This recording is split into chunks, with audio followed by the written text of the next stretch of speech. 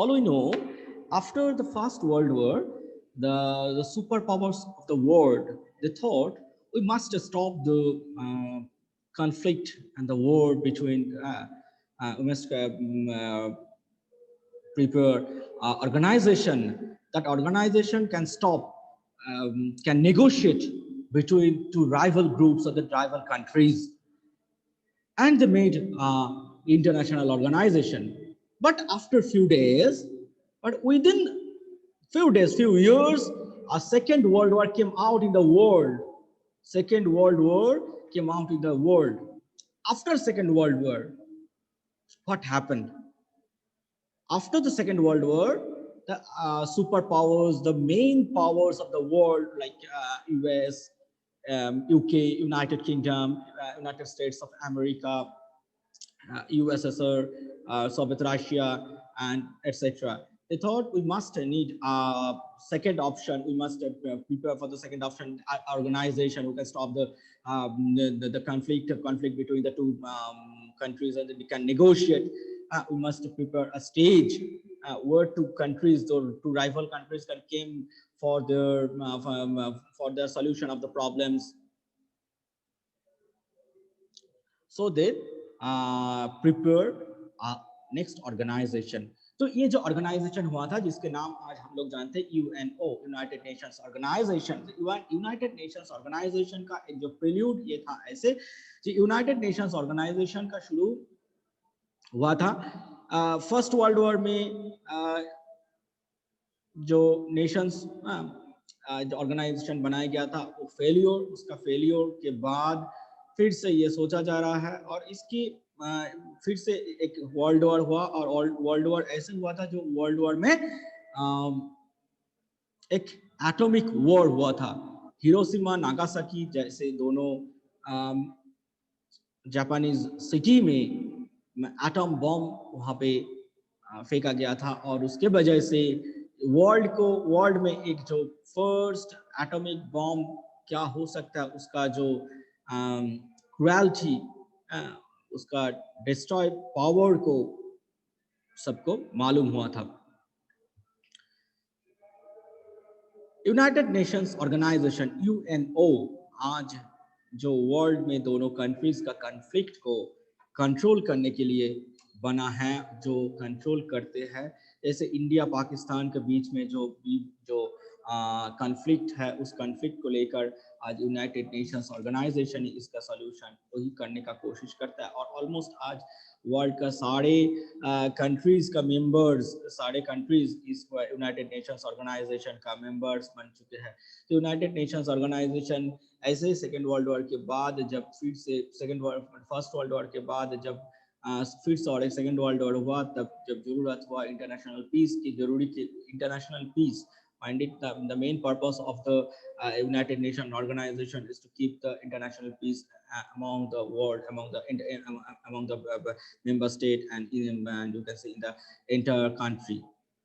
The international in UNO, United Nations organization, it has some organs. The first and the foremost organ is the General Assembly, the General Assembly, and second is a secretariat, Berlin secretariat. हम लोग धीरे धीरे एक एक करके जाएंगे, but उसके पहले हम लोग को एक बार हमारा बुक से एक बार देख लेते हैं. जो फर्स्ट टॉपिक क्या है, why international organisation. International organisation क्यों जरूरत होता है. Read the two cartoon on the page. दोनों कार्टून को देखो, तुम्हारे बुक में जो दोनों कार्टून दिया हुआ है, ठीक उसका पेज नंबर 82 के नीचे जो दोनों कार्टून दिया हुआ है, उस कार्टून दोनों को देखो तो तुम्हें मालूम होगा. तो read the two cartoons on this page. Both the cartoons comment on the. बोलो, देखो यहाँ पे नहीं है, नीचे जाओ ऑफिस में.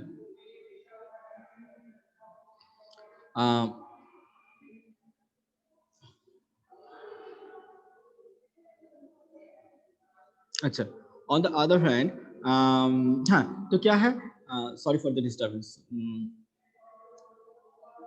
Both the cartoons comment on the ineffectiveness of the United Nations organizations, usually referred to as the UN. In the Lebanon crisis of the 2006, both the cartoon represent the kind of opinions that we have here, that we often hear about the UN. On the other hand, we also find that the UN is generally regarded as the most important international organization in the today's world. In the eyes of many people all over the world, it is indispensable, and the rest represents the great hope of humanity for peace and progress. Why do we then need organization like UN? The first question जो topic में है, 2000 United nation organisations है, United nations organisation बनाया गया है world में एक piece को कायम रखने के लिए, वर्ल्ड में पीस को बना के रखने के लिए इंटरनेशनल ऑर्गेनाइजेशन बनाया गया है. But in 2006 in the Lebanon crisis, in Iraq crisis, United Nations कुछ नहीं कर पाया. यूनाइटेड नेशंस खड़े खड़े जस्ट देखा. यूनाइटेड नेशंस ने पाकिस्तान इंडिया को अटैक करते हैं, जो एलओसी लाइन ऑफ कंट्रोल बनाया गया है उसको क्रॉस करते हैं. हर रोज पाकिस्तान इंडिया के ऊपर अटैक करते हैं, फिर भी हम कुछ नहीं करते हैं. यूनाइटेड नेशंस, हम लोग भी, इंडिया भी एक जगह उसका हाथ पैर बांधा हुआ होता है. कहाँ? जहां पे यूनाइटेड नेशंस का जो रूल लॉ उसको हम लोग वायलेट करेंगे. That is the point. तो यूनाइटेड नेशंस रहने का क्या जरूरत है?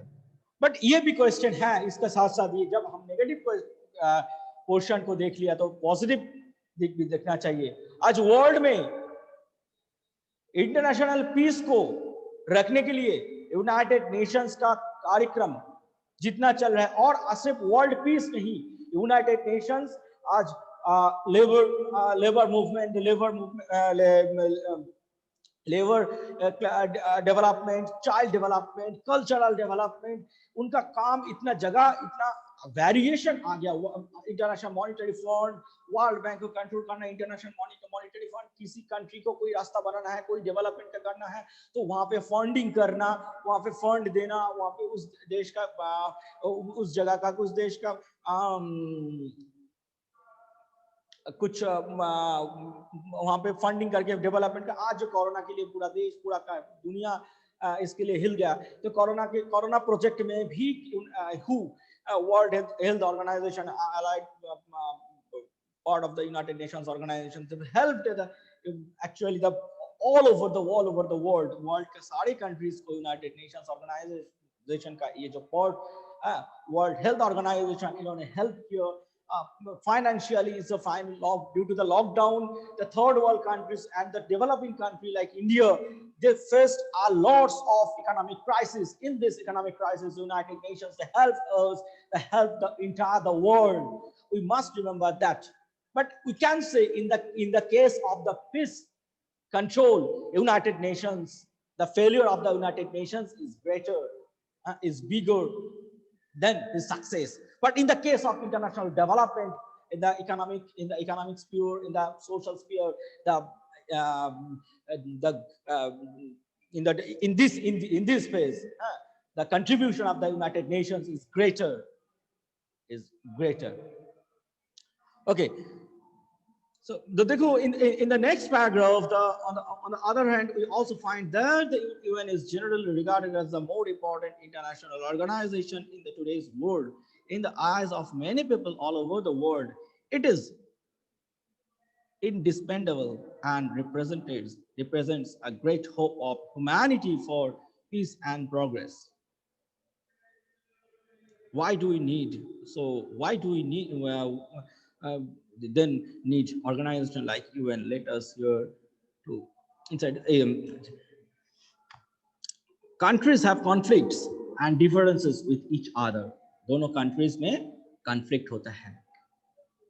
इंडिया के साथ पाकिस्तान का कॉन्फ्लिक्ट है, इंडिया के साथ नेपाल का कॉन्फ्लिक्ट है, इंडिया के साथ बांग्लादेश का कॉन्फ्लिक्ट है, इंडिया के साथ चाइना का कॉन्फ्लिक्ट रहेगा. And differences with each other, दोनों का बीच में एक डिफरेंसेस भी रहेगा. That does not necessarily mean they must go to war to deal with their antagonists.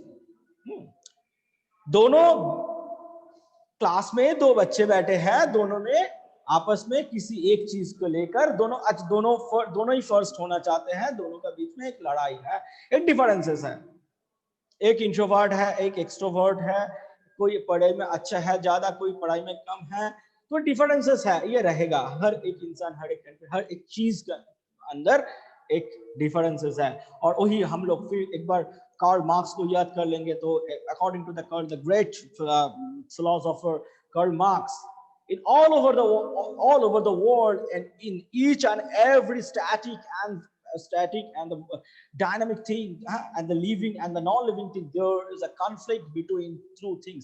यहाँ पे क्लासरूम में दो बेंच है, according to the Karl Marx, ये दोनों बेंच में भी कॉन्फ्लिक्ट चल रहा है, तो एक्चुअली डिफरेंसेस है। तो जब कॉन्फ्लिक्ट डिफरेंस है, कॉन्फ्लिक्ट रहेगा, इसका मतलब तो ये नहीं है जो क्लास में दोनों का अंदर जो डिफरेंस है, कॉन्फ्लिक्ट है, दोनों जाके एक दूसरे को मारपीट करने लगेगा। This is not necessary. इसका सॉल्यूशन हो सकता है, इसका सॉल्यूशन का दूसरा रास्ता हो सकता है। जिसको एग्जाम में कम मार्क्स मिले हैं, वो अच्छा पढ़ाई करके नेक्स्ट एग्जाम में और अच्छा मार्क्स ले आ सकते हैं। जो जिसके साथ उसका कंपटीशन था उससे ज्यादा मिल गया, तो ये अचानक ही इसका जो पोजीशन नीचे हो जाएगा। तो ऐसे कॉन्फ्लिक्ट को डिफरेंट तरीका से हम लोग कंट्रोल कर सकते हैं, कॉन्फ्लिक्ट्स को हम लोग डिफरेंट तरीका से देख सकते हैं, उसको डिफरेंट तरीका से कंट्रोल कर सकते हैं। They can try instead discuss continuous issues and the peaceful solution. उन लोगों को एक continuous process, एक continuously एक आपस में एक बातचीत करके इसको कंट्रोल करने का कोशिश करना चाहिए और एक सॉल्यूशन, पीसफुल सॉल्यूशन में आना जरूरी है। Indeed, even though this is rarely noticed, most conflicts and differences are resolved without going to war. और ये भी देखा जाता है दुनिया में आज इतना बहुत सारे कॉन्फ्लिक्ट है, जो कॉन्फ्लिक्ट का बहुत सारे कॉन्फ्लिक्ट विदाउट कोई वॉर के बिना ही जो कॉन्फ्लिक्ट का कोई सॉल्यूशन आ जाता है, उसका सॉल्यूशन मिल जाता है हमें।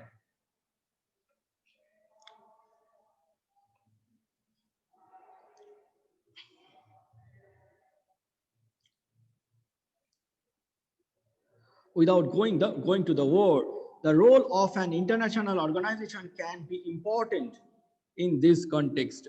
और इसी दोनों में एक इंटरनेशनल ऑर्गेनाइजेशन का एग्जिस्टेंस ये जरूरी है। क्लास में वही दोनों में लड़ाई है, तो तीसरा कोई स्टूडेंट या तुम्हारे क्लास टीचर दोनों के आपस में बात कर सकते हैं, दोनों का जो आप एक दूसरे के ऊपर जो गुस्सा, एक दूसरे के ऊपर जो हेट्रेट, इसको कम कर सकते हैं। तुम्हारा तीसरा कोई बंदा, जो तीसरा कोई तुम्हारा क्लासमेट या तुम्हारे क्लास टीचर, तुम्हारे दूसरे कोई टीचर, तुम्हारे parents, anyone else, the third person. तो यहाँ पे international organisation like UNO, their most important work is to reduce the conflict, and to make out a solution, of that conflict. पहले उसको दोनों को एक साथ बिठाना है, दोनों का जो कॉन्फ्लिक्ट इसको रिड्यूस करना है। कैसे रिड्यूस करेंगे? दोनों को बिठा के एक पीसफुल सॉल्यूशन ले आना, ठीक है। और आज इसी वजह से जो ग्लोबल कॉन्फ्लिक्ट ये धीरे धीरे रिड्यूस होने लगा, और काफी कॉन्फ्लिक्ट का कंट्रोल भी, उसका जो पीसफुल कंट्रोल भी हो रहा है। हम लोग नेक्स्ट टॉपिक में जाएंगे, और इसके पहले मैं नेक्स्ट क्लास में सबसे ये सुनना चाहूंगा थोड़ा अपना क्या तुम लोग कैसे सोच रहे हो जो international conflict, how can the UNO reduce the international conflict, और UNO का और क्या तुम लोग जानते हो, इसके पहले भी UNO के बारे में पढ़े हो, जानते हो UNO कैसे कंट्रोल कर सकते हैं। ओके।